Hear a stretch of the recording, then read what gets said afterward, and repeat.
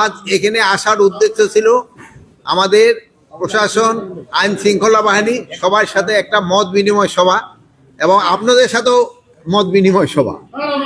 এটার উদ্দেশ্য হলো, জানেন যে আমাদের জাতীয় নির্বাচন আগামী ফেব্রুয়ারি মাসে, এই জন্য আমাদের বিভিন্ন ধরনের প্রস্তুতিতে কীরকম হয়েছে এইগুলি আলোচনা, প্লাস গাজীপুরের যে কিছু সমস্যা আছে এইগুলি ব্যাপারেও কিছু আলোচনা করা, এইগুলি ছিল আমাদের মূল।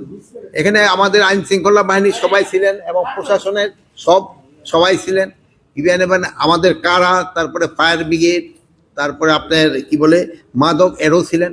আপনারা জানেন যে আমাদের এই সমাজের হলো সবচেয়ে বড় সমস্যা হলো, একটা হলো দুর্নীতি, আর একটা হলো মাদক। কিন্তু আমাদের দুইটা বড় ধরনের সমস্যা। তা আমরা এইটারে কিভাবে আমরা দূর করতে পারি সমাজ থেকে, এটা নিয়েও আলোচনা হয়েছে। আর এই মাদকের সমস্যাটা দূর করার জন্য কিন্তু আপনাদের সবার সহযোগিতা দরকার। মাদকটা কিন্তু আমাদের গ্রামে গঞ্জে সব জায়গায় ছড়াই গেছে। এটা যদি আমরা সবাই সহযোগিতা না করি তবে কিন্তু এটা বন্ধ করা খুব ডিফিকাল্ট হয়ে যাচ্ছে। দিন দিন কিন্তু এটা বেড়েই যাচ্ছে। এই জন্য আপনারা সবাই লোকজন কিন্তু সচেতন করতে হবে। মানে একটা ঘটনা ঘটে যাওয়ার আগেই কিন্তু প্রতিকারটা করলে কিন্তু সুবিধা। এই মাদকের ক্ষেত্রে আপনারা এটা করবেন। প্লাস এই গাজীপুরে কিন্তু ওই ডিসি মহোদয় একটা কথা বলছিল, কি জানি ঘটনার কি জানি বলছিলেন, এইটার নাম হলো হ্যাপিনিং সিটি। ডিসি সাহেব একটা ভালো নাম দিয়েছিল, হলো হ্যাপিনিং সিটি। মানে অনেক কিছু এখানে ঘটে যায়, কিন্তু অনেক ঘটনাগুলি কিন্তু সত্যি না। কিছু ঘটনা সত্যি, কিছু ঘটনা অসত্য ঘটনা থাকে। যেগুলি সত্যি আপনারা প্রকাশ করেন, আমাদের কোনো আপত্তি নাই। যেগুলি অসত্য ঘটনা এগুলিও আপনারা বলবেন যে এগুলি অসত্য। এটা যদি ফলাও করে প্রকাশ করেন তবে কিন্তু সমাজের জন্য ভালো এবং এলাকার জন্য ভালো। আর এগুলো গাজীপুর হলো ইন্ডাস্ট্রিয়াল বেল্ট।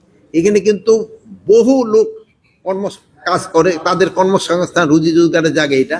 কিন্তু তারা সবাই কিন্তু এখানকার বাসিন্দা না, এটা বিভিন্ন এলাকা থেকে আসছে, তারা এখানে থাকে। তাদের সাথে আপনারা ভালোভাবে থাকবেন এবং তাদের সাথে একটা সম্পর্ক যেন ভালো থাকে, এইগুলি করবেন। তারপরে এখানে ধরেন যে আবার এই কি বলে, এই যে জুট ব্যবসায়ী সংখ্যা কিন্তু আবার বেশি, তারও কোনো অনেক সময় অনেক সমস্যার সৃষ্টি করে।